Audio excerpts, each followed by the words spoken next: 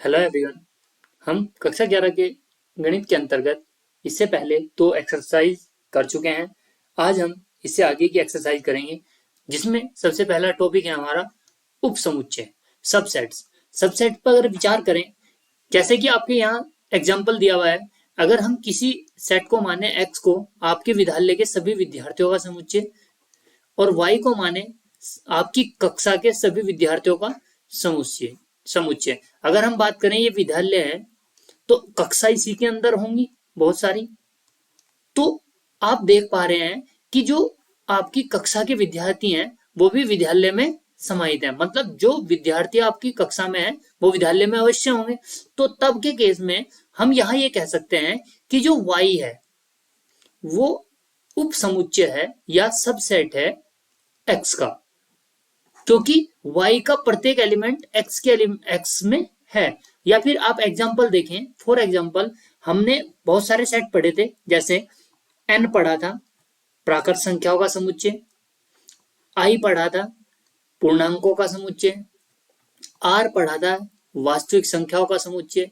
ये सब समुच्चय हमने पढ़े थे। या अगर हम मैं बात करूं नेचुरल नंबर, तो नेचुरल नंबर अगर आई को लिखते थे तो आई कैसे लिखा जाता था, 0 1 2 3 इस प्रकार से, या -1 -2 -3। और एन जो नेचुरल नंबर होते थे वो लिखा जाता था 1 2 3 4 5। आप देख पा रहे होंगे कि जो नेचुरल नंबर का सेट है हमारा वो यहां भी उपस्थित है, आई में भी। तो मैं कह सकता हूं कि जो एन है वो सबसेट है इसका, आई का। अर्थात ऐसे बहुत सारे एग्जांपल, यानी कि अगर मैं आर और एन की बात करूं तो रियल नंबर में नेचुरल नंबर पहले से उपस्थित होते हैं, तो नेचुरल नंबर सबसेट है रियल नंबर का। या फिर आई और आर की बात की जाए तो आई जो है इंटीजर का जो सेट है, पूर्णांकों का जो सेट है, वो रियल में भी उपस्थित होगा।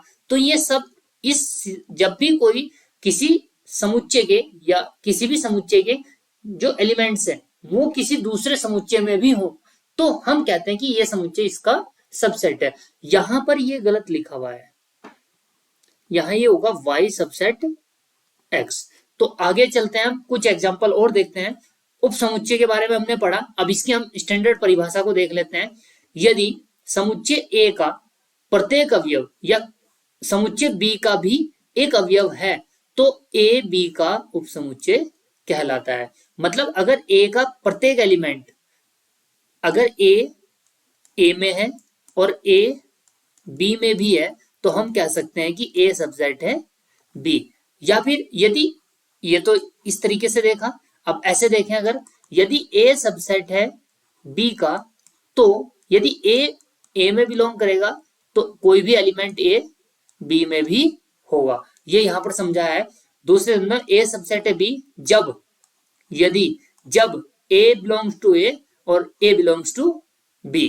इसके लिए हम सिंबल यूज करते हैं ये, जैसे ये लिखा हुआ है A सबसेट है B तो A belongs to A, then A also belong to B, तो A सबसेट होगा B का। यदि ऐसा नहीं होता है कि A का एलिमेंट B में नहीं है तब हम ये कहेंगे A सबसेट नहीं है B, तब हम इस सिंबल का यूज करेंगे। तो फिलहाल मैं समझता हूं कि सबसेट की डेफिनेशन यहां से हमें क्लियर होगी। सबसेट के बारे में अगर हम बात दें कि कोई भी सेट, जैसे मान लो ए सेट है, ये ए सेट अपने आप का सबसेट तो होगा ही होगा, यानी कि प्रत्येक सेट अपने आप का सबसेट होता है, या हम कैसा कह सकते हैं कि कोई भी सेट अपने आप का सबसेट होता है। दूसरी बात, एक तो बात ये हुई, आपने पढ़ा था एक रिक्त समुच्चय फाई, एम्प्टी सेट। जो फाई है, क्योंकि अगर ए सेट है और फाई प्रत्येक सेट में होता है तो फाई में कोई एलिमेंट नहीं होता, तो इसका मतलब ये भी हुआ कि फाई किसी भी सेट ए का सबसेट जरूर होगा। तो पहली बात यह है कि अगर कोई समुच्चय ए दिया हुआ है हमें तो समुच्चय के दो सबसेट होंगे, दो तो होंगे ही होंगे, एक वो खुद होगा और एक फाई होगा। बाकी और भी होंगे, उनके बारे में भी चर्चा करेंगे हम। जैसे ये बात मैंने बताई है आपको।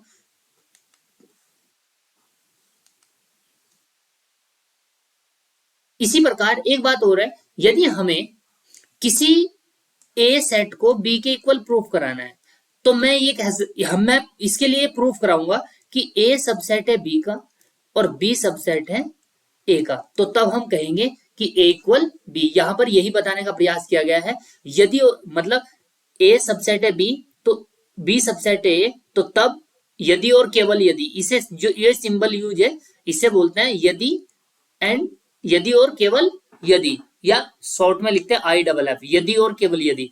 तो ए सबसेट है बी, बी सबसेट ए, यदि और केवल यदि ए बराबर बी, या फिर इसे उल्टा भी पढ़ सकते हैं, ए बराबर बी है तो ए सबसेट होगा बी का और बी सबसेट होगा ए का। इसे आप दोनों तरीके से पढ़ सकते हैं, तो ये सिंबल आप समझ पा रहे होंगे। उसके बाद जो मैंने आपको यहाँ पे बताया है, प्रत्येक समुच्चय स्वयं का उपसमुच्चय होता है और फाई भी फाई प्रत्येक समुच्चय का उपसमुच्चय होता है। इसी प्रकार से यहाँ पर कुछ एग्जाम्पल और समझाए गए हैं। अगर आप देख पा रहे हो, जो परिमेय संख्याओं का समुच्चय है क्यों, वास्तविक समुच्चय संख्याओं का समुच्चय आर है, तो क्यों सबसेट होता है आर का, ये मैं आपको पहले ही बता चुका हूं। ऐसे एग्जाम्पल ये हैं, यदि ए संख्या 56 के सभी भाजकों का समुच्चय है और बी संख्या 56 के सभी अभाज्य भाजकों का समुच्चय है, तो बी ए का भी उपसमुच्चय होगा ही होगा, तो इसलिए हम लिखेंगे बी सबसेट है ए का। ऐसे एग्जाम्पल यहाँ दिए हुए, यहाँ पढ़ सकते हैं। मान लीजिए ये दोनों एग्जाम्पल आप खुद देखने का प्रयास करें। इसके बाद मान लीजिए कि दो समुच्चय है हमारे पास और ए सबसेट है बी, ए सबसेट है बी का, ए बराबर नहीं है बी के।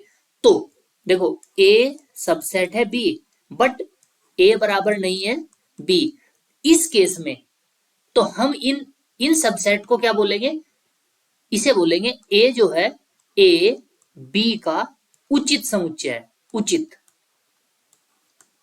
तब के केस में जब बराबर ना हो तब हम इसे उचित समुच्चय उपसमुच्चय बोलते हैं। और यदि और बी क्या कहलाता है, ए तो कहलाएगा उचित उपसमुच्चय। मैं दोबारा लिख देता हूं इसे,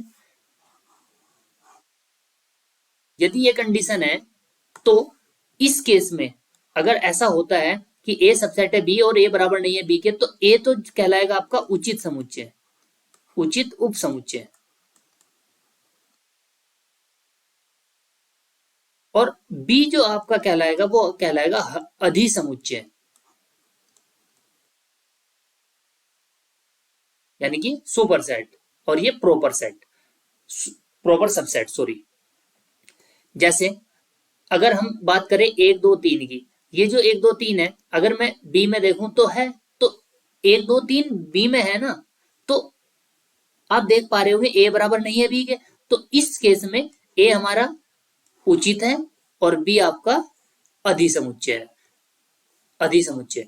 तो इस प्रकार, और यदि किसी उपसमुच्चय में केवल एक ही अवयव, किसी भी समुच्चय में एक ही अवयव है तो उसे एकल समुच्चय कहते हैं। ये तो कोई, तो अभी हम अधिसमुच्चय और उचित समुच्चय के बारे में समझ चुके होंगे। इसके बाद उदाहरण आप देखेंगे, इसके बाद है वास्तविक संख्याओं के समुच्चय के उपसमुच्चय। ये भी इन्होंने वास्तविक संख्याओं में बताया, जैसे नेचुरल नंबर के लिए 1 2 3 4 5, ये मैं आपको पहले बता चुका हूं, जेड है, क्यू है। तो इन सब में देखो आप, जो रेशनल नंबर होते हैं, परिमेय संख्या होते हैं, उनमें जेड भी आते हैं एन भी आते हैं। तो हम ये कह सकते हैं एन उपसमुच्चय है जेड का और जेड उपसमुच्चय है क्यू का, और यहीं पे लिख सकते हैं हम एन। इस प्रकार से हम तीनों ये भी बात लिख सकते हैं। तो एन जेड का है और जेड क्यू का है, और एन क्यू का भी उपसमुच्चय है, एन जो है क्यू का भी है, ऐसे भी लिख सकते हो। तो ये बातें मैंने आपको पहले समझा दी हैं, आप इन्हें थोड़ा एक बार पढ़ने का प्रयास करें बुक से।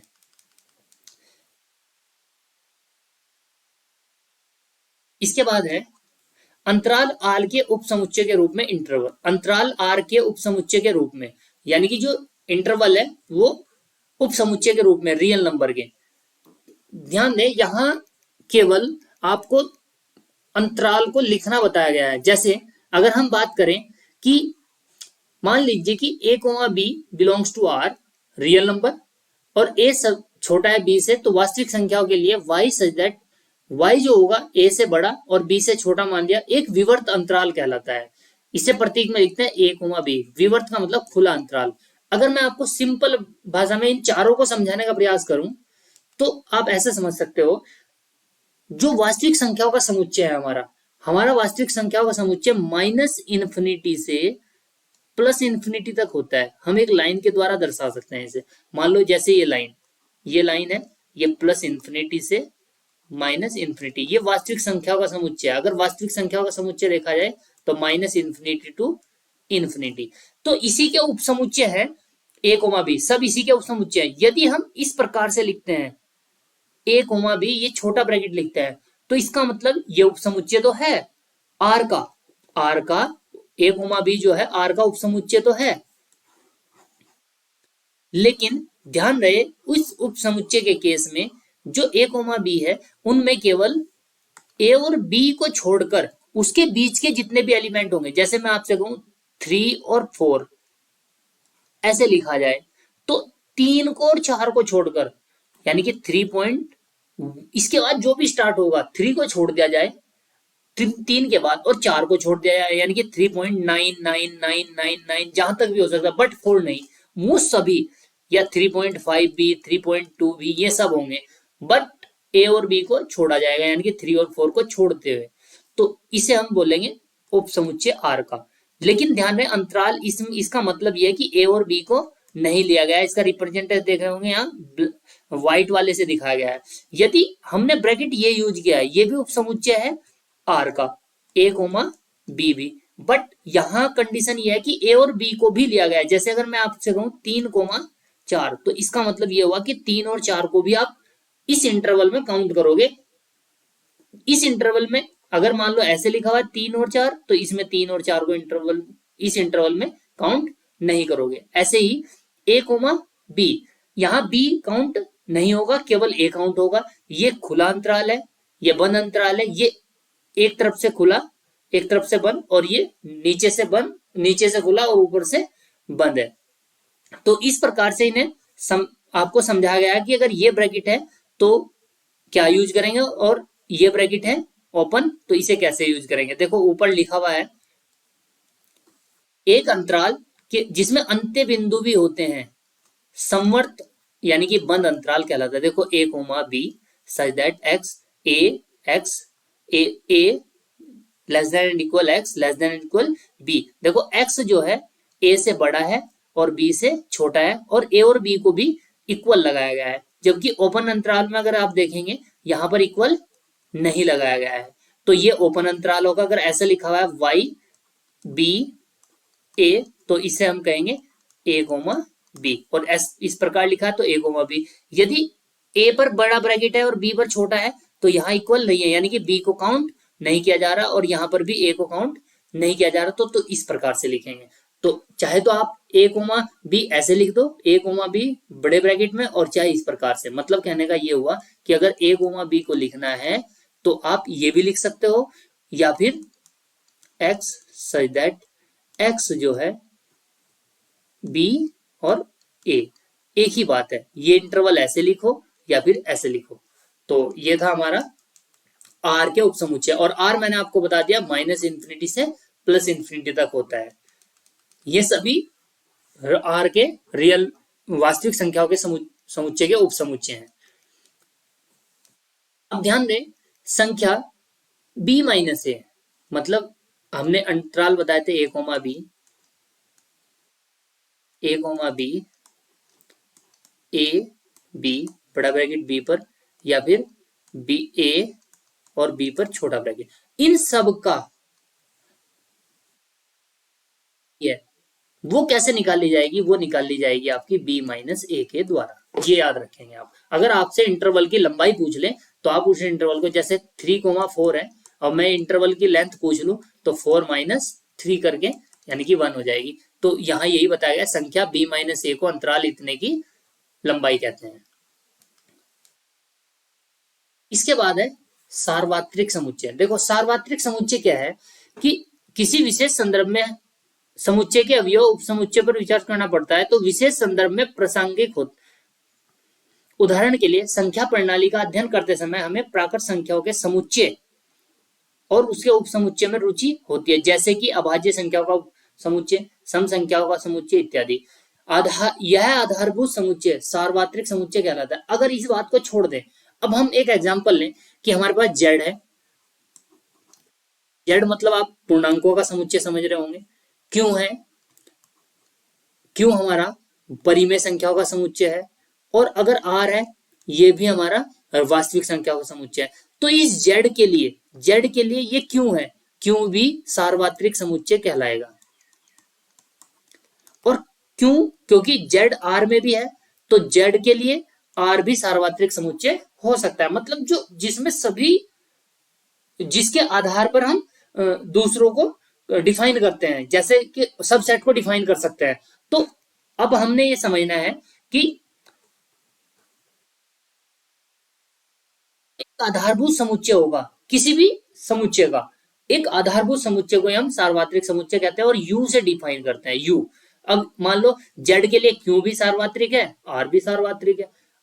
क्यू के लिए आर भी सार्वत्रिक, सॉरी हाँ, क्यू के लिए आर भी सार्वत्रिक हो सकता है। अगर क्यू के लिए बात करें तो आर होगा, और जेड के लिए बात करें तो दोनों होंगे। तो इस प्रकार से हम सार्वत्रिक समुच्चय को डिफाइन कर सकते हैं। आगे आप जब क्वेश्चन करेंगे तो आपको समझ में आ जाएगा ये। अभी एक्सरसाइज की ओर चलें। रिक्त स्थानों की पूर्ति, आपको सबसेट और सबसेट नहीं भरना है। जैसे 2 3 4, 1 2 3 4, 2 3 4 इसमें आ रहा है तो सबसेट है। ए बी सी, इसमें ए नहीं है तो सबसेट नहीं है।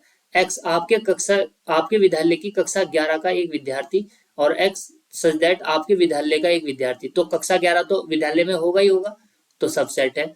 किसी समतल में स्थित एक वृत्त है, और एक समान समतल में वृत्त है जिसकी त्रिज्या 1 है। ये तो सभी स्थित एक वृत्त है, और इसमें केवल एक इकाई वाले हैं, इसमें तो कोई भी हो सकता है, तो ये सबसेट नहीं होगा।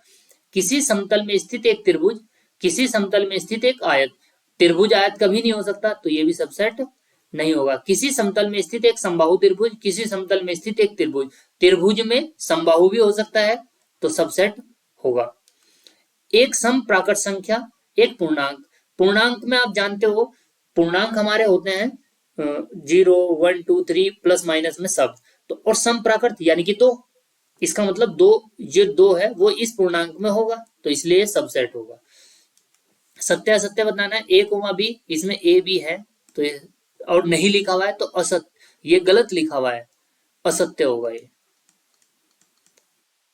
ए ई एक्स सच दैट एक्स अंग्रेजी वर्ण का एक स्वर होते हैं, ए ई आई ओ यू, मतलब इसका मतलब हुआ ए ई आई ओ यू, और इसमें ए ई है तो ये सत्य है, ट्रू।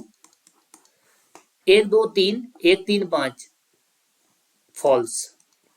ए इसमें है तो ट्रू।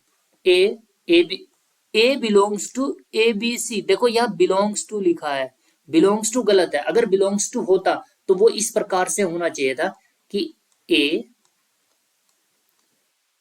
बी सी, कुछ इस प्रकार से अगर होता और यहां लिखा होता ए बिलोंग्स टू, तो तब तो सही था।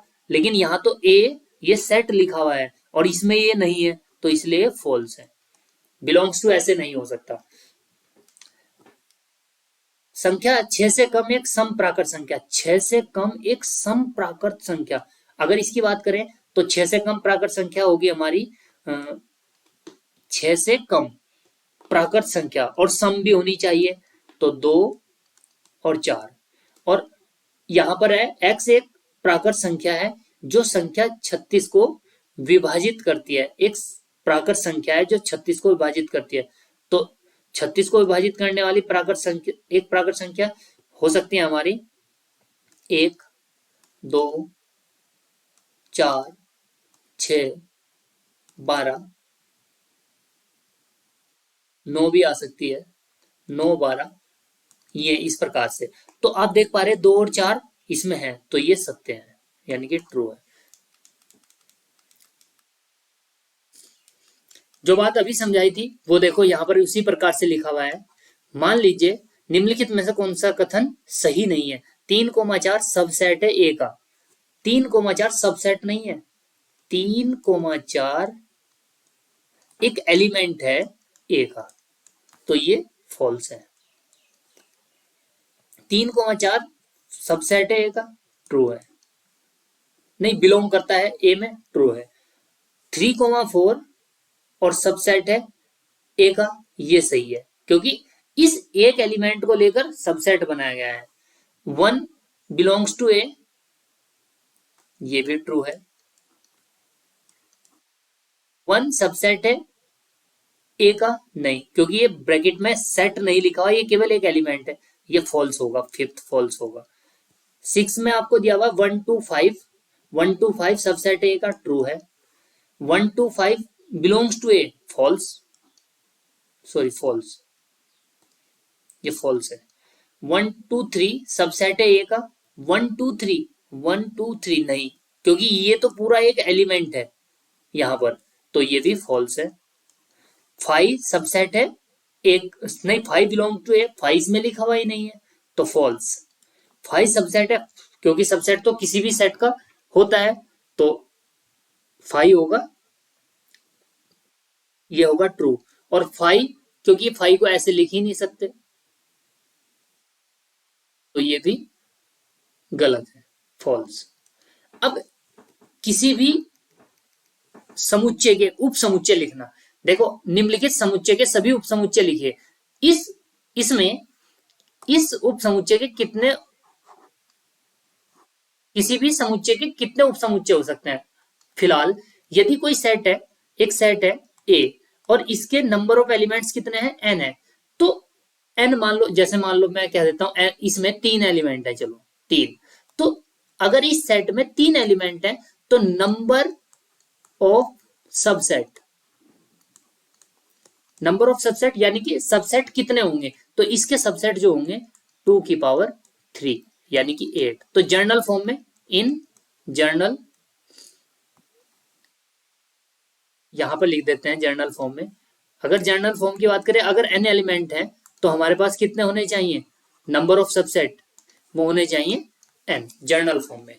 तो जैसे फोर्थ क्वेश्चन है, निम्नलिखित समुच्चय के सभी उपसमुच्चय लिखिए। इस समुच्चय के सभी उपसमुच्चय लिखने हैं, पहले ए के लिखने हैं। अब ए है, इसमें एक ही एलिमेंट है, तो कितने होंगे इसके, 2 की पावर 1, अर्थात 2 होंगे। क्या होंगे वो देख लेते हैं।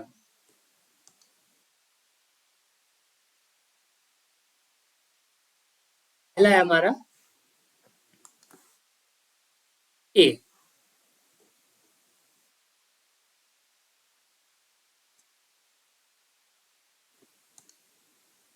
फोर्थ का फर्स्ट पार्ट है, फोर्थ का फर्स्ट पार्ट, ए एक सेट है ये, तो उसने कहा है कि इसके उपसमुच्चय बताइए, तो उपसमुच्चय, उप उपसमुच्चयों की संख्या वो कितनी होगी, 2 की पावर 1 अर्थात 2। और कौन कौन से होंगे उपसमुच्चय, एक होगा 5 और एक होगा, यहां पर ए है तो ए ही होगा। तो इसका अगर सेकंड पार्ट देखें, सेकंड पार्ट में जो आपको दिया हुआ है क्वेश्चन, सेकंड पार्ट है कि ए कोमा बी, ए कोमा बी में उपसमुच्चय बताने, ए कोमा बी के, तो ए कोमा बी के उपसमुच्चय के लिए ए कोमा बी, इसमें नंबर ऑफ एलिमेंट्स कितने हैं आपके, 2, तो उप समुच्चय की संख्या वो होगी हमारी 2 की पावर 2 यानी कि 4। और कौन कौन से होंगे ध्यान देंगे आप, एक तो ये खुद होगा और एक 5 होगा, तो पहला तो होगा उप समुच्चय, उप समुच्चय,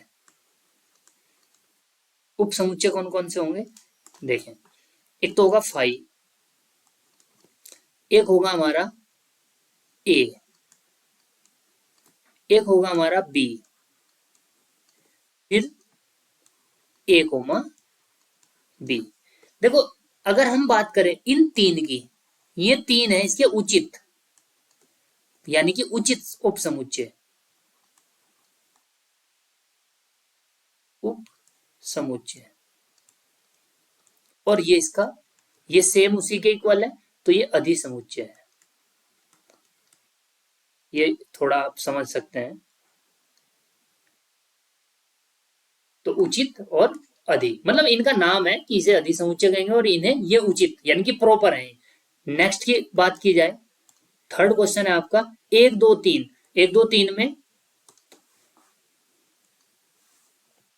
थर्ड पार्ट ए सॉरी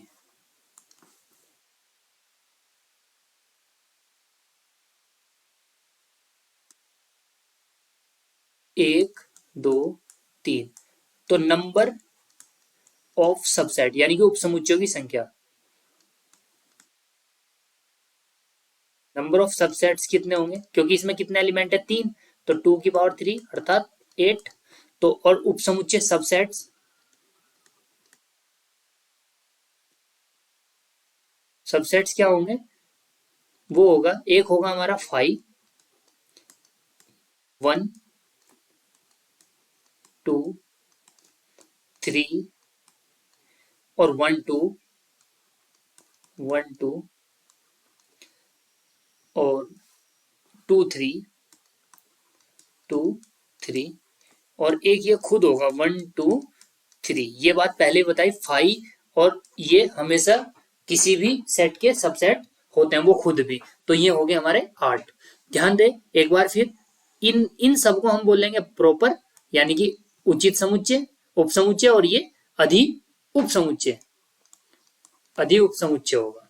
तो अभी एक बात मैं यहां बताना चाहूंगा कि यदि इन सेट्स, इन सब सेट को, अब इस बार की बुक की डेफिनेशन से ये हटा दिया गया है टॉपिक, यदि इन सेट को भी एक सेट बना दिया जाए, मतलब ऐसे 5 1 2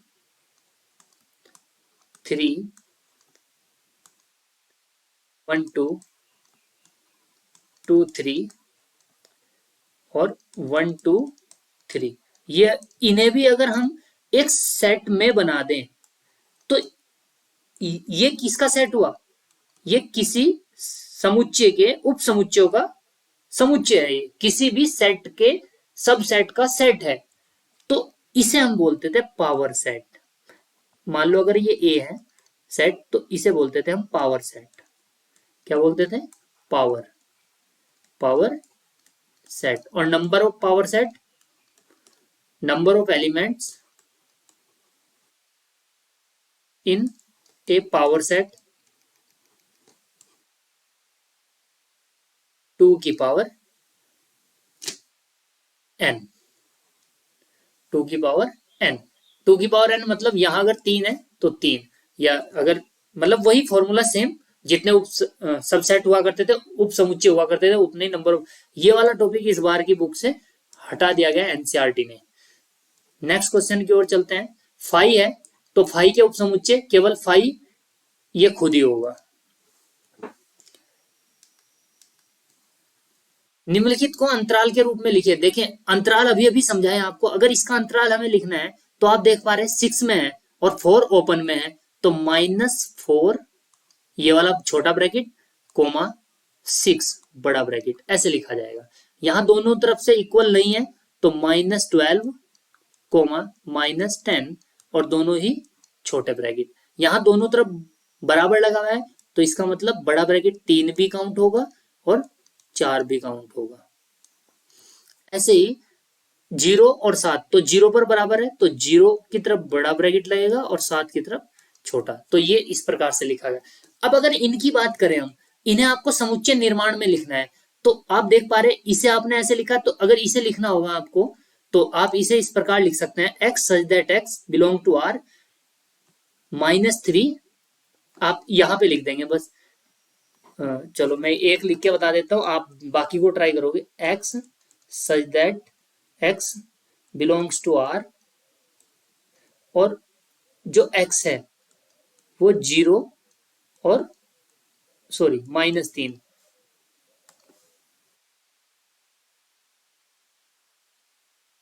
-3 और ब्रैकेट ये वाला, तो ये समुच्चय निर्माण रूप में लिखना है। आप ऊपर वाले के जैसा इसे लिखें और ट्राई करें। केवल आपको बड़े ब्रैकेट्स के साथ लेस देन इक्वल और ये इक्वल लगाना है और छोटे ब्रैकेट में इक्वल नहीं लगाना है। बहुत सिंपल बात है, आप कर सकते हैं। निम्नलिखित में से प्रत्येक के लिए आप कौन सा सार्वत्रिक समुच्चय प्रस्तावित करेंगे। समकोण त्रिभुजों का समुच्चय, तो अगर आप यहां पर बात करें कि सार्वत्रिक, तो आप ये कह सकते हो कि सभी बहुभुजों का समुच्चय। बहुभुजों का मतलब जिसमें त्रिभुज भी हो, चतुर्भुज भी हो, पंचभुज भी हो, उनमें त्रिभुज भी आएंगे। तो इसलिए हम यहाँ पर इसके लिए क्या कह सकते हैं कि सभी बहुभुजों का समुच्चय। सार्वत्रिक समुच्चय क्या होगा? सभी बहुभुजों का समुच्चय।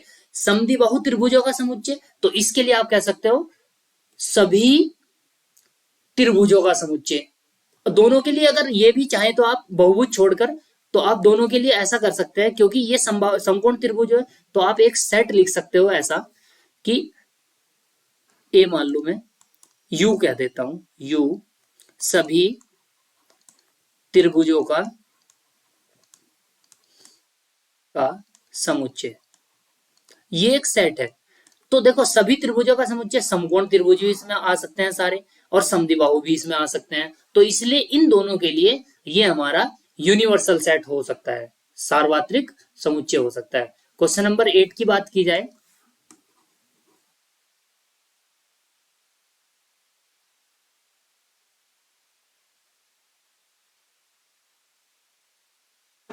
समुच्चय ए 1 2 1 3 5 बी 2 4 6 सी 0 2 4 6 8 प्रदत्त है। इन दिया है, मतलब प्रदत्त का मतलब दिया है। इन तीनों समुच्चय ए बी सी के लिए निम्न में से कौन सा या से सार्वत्रिक समुच्चय लिए जा सकते हैं? देखो 1 3 5 2 4 6 0 2 4 6 8, ये तो लिया ही नहीं जा सकता क्योंकि इसमें 8 इंक्लूड नहीं होगा, ये नहीं लिया जाएगा। 5 नहीं लिया जाएगा। 0 1 2 3 4 5 6, देखो 1 3, ये सब एलिमेंट्स इसमें आ रहे हैं, तो ये लिया जा सकता है। और इसमें भी 0 नहीं है, तो ये भी नहीं, तो इसलिए इसका आंसर थर्ड होगा, क्योंकि इन सब ये सब उसमें होने चाहिए, इंक्लूड होने चाहिए। तो इसलिए इसका सार्वत्रिक समुच्चय इस थर्ड को लेंगे, 0 1 2 3 4 5 6 7 8 9 10 तक। तो इस एक्सरसाइज में हमने सबसे नेक्स्ट वीडियो में हम आपको वेन डायग्राम के विषय में बताएंगे। तो तब तक के लिए धन्यवाद।